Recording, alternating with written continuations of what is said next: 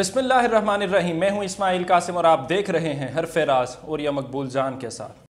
आज हम बात करेंगे अफ़गानिस्तान की। हम देखते हैं कि वहाँ पे दाइश जो है वो अपने कदम जो है वो दोबारा से जमाती नज़र आ रही है। पाकिस्तानी एम्बेसी पर हमला भी होता है और उसकी ज़िम्मेदारी जो है वो भी दाइश ने कबूल की। और ये सब मुझे बताएं कि पाकिस्तान के लिए ये कितनी परेशानी की बात हो सकती है। देखिए, पाकिस्तान के लिए, खित्ते के लिए परेशानी की बात है और इसे ख़ास तौर पे अमेरिका ने जाने से पहले इस्टेब्लिश किया था। जिस वक्त अमेरिका यहाँ से जा रहा था तो तालिबान ने एक दफ़ा हेलमंद को जब एनसर्कल किया तो वहाँ दाइश के लोग मौजूद थे। तो अमेरिकन हेलीकॉप्टर्स जो थे दाइश के लोगों को उठा के वहाँ से वो मज़ार शरीफ के इलाके की तरफ ले गए जहाँ उनके ख़ास तौर पर होल्ड मौजूद था। इसी तरह मुख्तलिफ इलाकों के अंदर जहाँ जहाँ भी तालिबान को काउंटर करना होता था उन्होंने दाइश को वहाँ खड़ा किया हुआ था। पाकिस्तान की जो टीटीपी है उसके भी बहुत सारे ग्रुप्स हैं जो कि दाइश के साथ एसोसिएट होते हैं और पाकिस्तान में भी काफ़ी लोग जो हैं ये उसके साथ हैं। दरअसल दाइश जो थी ये बनाई गई थी, अबू मुसब ज़रकावी ने बनाई थी और बनाई गई थी अलकायदा को काउंटर करने के लिए।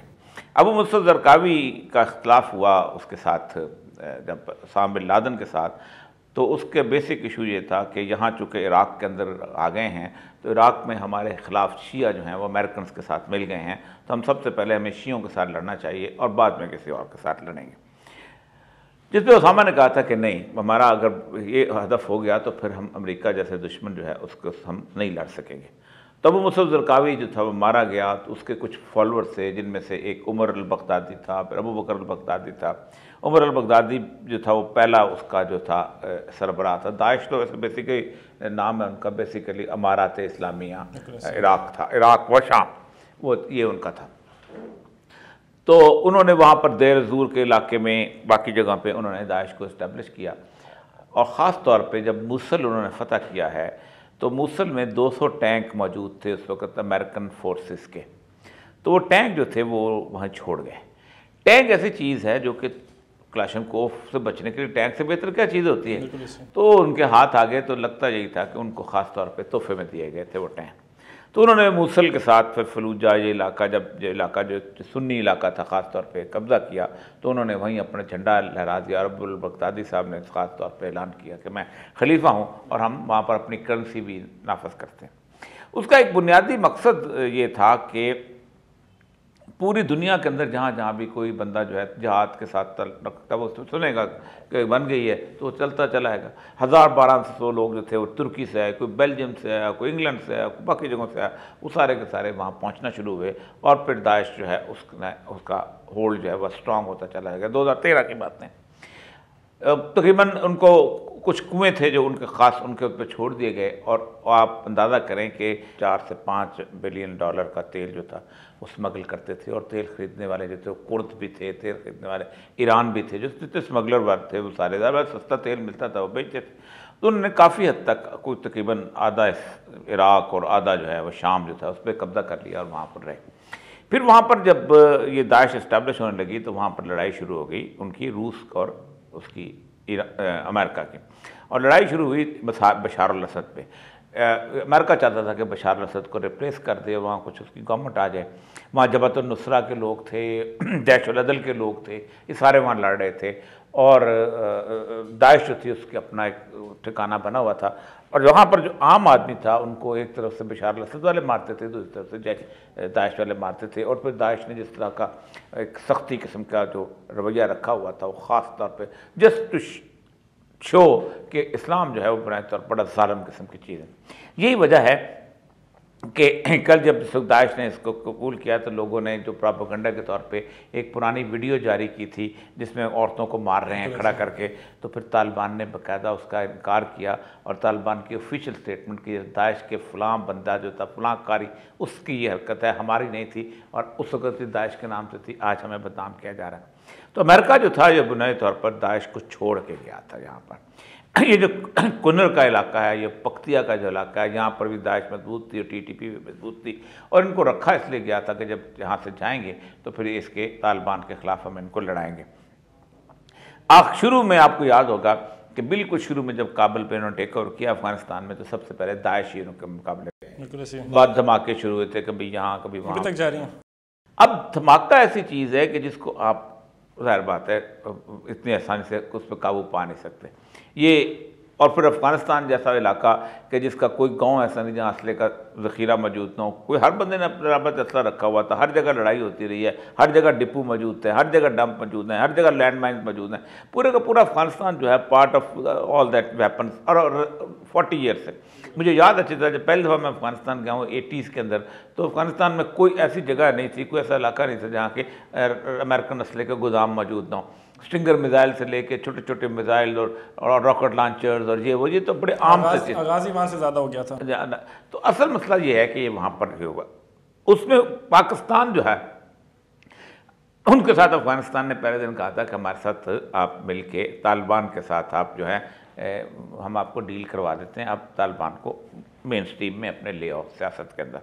और उनको तालिबान को उन्होंने समझाया भी था कि पाकिस्तान जो कुछ भी है, पाकिस्तान की जो रियासत में जैसे कहते हैं कि कलमा तो पड़ा हुआ है, ज़ाहिर बात है आइन तो कलमा गो के साथ जंग तो नहीं हो सकती, लेकिन ये फिर तालिबान की TTP वालों की अपनी आर्गूमेंट थी। बहरहाल एनी नेगोशिएशन शुरू हो गई थी। 2-2.5 हज़ार बंदा जो था वो उसमें से रिहा भी कर दिया था तालिबान का। बेशुमार ऐसे थे जो कि साहिवाल जेल में थे, वो रिहा हो गए थे यहाँ पर। फिर यहाँ तक कि वो मुस्लिम खान जो कि रेडियो चलाता था उसकी फांसी हो गई थी, उसको पार्डन लेके दे दिया था। ये सब कुछ हो गया था। फिर असल मसला ये हो गया रजीम चेंज के बाद। रजीम चेंज में जब अमेरिकन जो थे उन्होंने कहा ये अब तुम क्या कर रहे हो, तो उन्होंने फिर अमेरिकन ने कहा तुम पीछे हट जाओ। तो पाकिस्तान ने कहा कि नहीं हम सबको माफ़ी दे दें। फिर हमारे भी एंकर पर्सन बोलना शुरू हो गए, हमारे बच्चों के कातिल हैं तो ये हैं, तो वहाँ वही बच्चों के कातिल हैं तो बार बार लड़ते जाओगे, किसी जगह बैठना तो है, नुकसान तो हमें ही होना उसका जाके। तो उसके बाद फिर इन्होंने ये हुआ कि वो फिर ये जो अब 2-3 दिन हुए इन्होंने TTP ने अपना हमारा जो मायदा हुआ सीज़फायर को भी ख़त्म कर दिया। बिल्कुल ऐसे हमला भी किया बलूचिस्तान में, हमारे पुलिस वाले जो पोलियो वर्कर्स की वैन जी हर जगह आप तो बोलते हैं ना, अब तो फ्री फॉर ऑल हो गया ना। अच्छा आई एम सॉरी मैं आपकी बात काट रहा हूँ, मुझे यहाँ पे बड़ी इंपॉर्टेंट चीज़ मेरे माइंड में आई। मैंने सोचा आपने अमेरिका का कहा कि रजीम चेंज के बाद अमेरिकन इन्फ्लुएंस से हम लोग बैकफुट पे चले गए और हमने चेंज कर लिया। हमने हिना रबानी खैर को भेजा यहाँ पे बगैर दुपट्टे के और कहा कि फॉरेन पॉलिसी के अंदर ये बड़ा स्ट्रॉन्ग मूव था, लेकिन वो किस तरह से स्ट्रॉन्ग मूव था? आपने अगले के कल्चर के अंदर जाके उन्हीं को आपने जाके शर्मिंदा करने की कोशिश की और आपने क्या अमेरिका को प्लीज़ किया? लेकिन 2 लोगों को मैंने विजिट करवाया था बादशाह मस्जिद और शाही के अलावा। एक शेरी ब्लेयर थी, उसकी जो बीवी टोनी ब्लेयर की, वो यहाँ आई थी और वो दुपट्टा लेके, आपने देखा होगा तस्वीरों के साथ, वो जो हमारे साथ दुपट्टा लेके जाती थी। उसके साथ हमारे एक चीफ सेक्रेटरी साथ थे, उनकी बीवी भी साथ है, वो दुपट्टे के बगैर थे।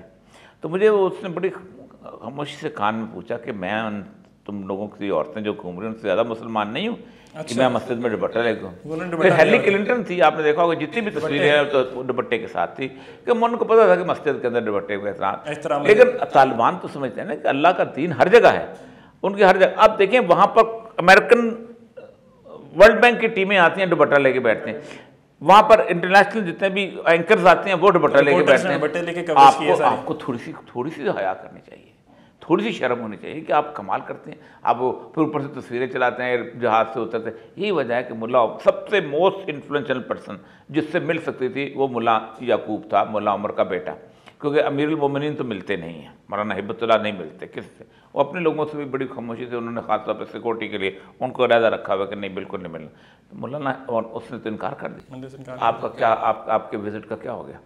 यही वजह है कि पाकिस्तान और इंडिया के पाकिस्तान के मुकाबले में इंडिया का वहाँ इन्फ्लुएंस बढ़ता चला जा रहा है। इसलिए कि पाकिस्तान को जो वो रियायतें मांगते हैं वो पाकिस्तान उनको देता नहीं, इंडिया को रियायतें देने के तैयार होता है। गंदम की सप्लाई भी वहीं इंडिया से हो रही है, बाकी चीज़ें भी। तो हमारी सारी की सारी पॉलिसी जो है मुकम्मल तौर पर सिर्फ अमेरिका की वजह से फेल होती जा रही है। ठीक है, आपने और ये साहब की गुफ्तगू सुनी। अमेरिका की वजह से हमारी पॉलिसियाँ फेल हो रही हैं और ये वही अमेरिका है जो कि खुद 20 साल यहाँ पे गुजार के खुद भी फेल होकर चला गया। मुझे नहीं समझ आई कि फॉरेन पॉलिसी के अंदर ये क्या आपने इमेज या मैसेज देना था कि आप कल्चर जो होता है उसकी रिस्पेक्ट करते हो। It's as simple as that. कहीं पे भी आप जाते हो तो आप कोशिश करते हो कि आप अगले को प्लीज़ करो, बॉदर ना करो। अब उन्होंने 20-22 साल एक ही चीज़ के ऊपर जंग की अपनी खवातीन को, वो कहते हैं बापर्दा रखो। और अगर आप किसी को भेज भी रहे हो तो at least the least that you can do is कि आप दुपट्टा तो सर पे पहना दो ना। मुझे आपने फैशनेबल सा पीछे से दुपट्टा छोड़ा हुआ है और आपने वेस्ट को शायद प्लीज़ किया, लेकिन देन अगेन फिर बात वही आ गई कि गुलामी हम आखिर कब तक करते रहेंगे अमेरिका की? उनके पीछे जान जब तक नहीं छोड़ेंगे हम खुद ग्रो नहीं कर सकते। इस्माइल कासिम को इजाज़त दीजिए, अपना ख्याल रखिए। कमेंट सेक्शन में हमें शो के बारे में ज़रूर आगाह कीजिए। अल्लाह हाफ़िज़।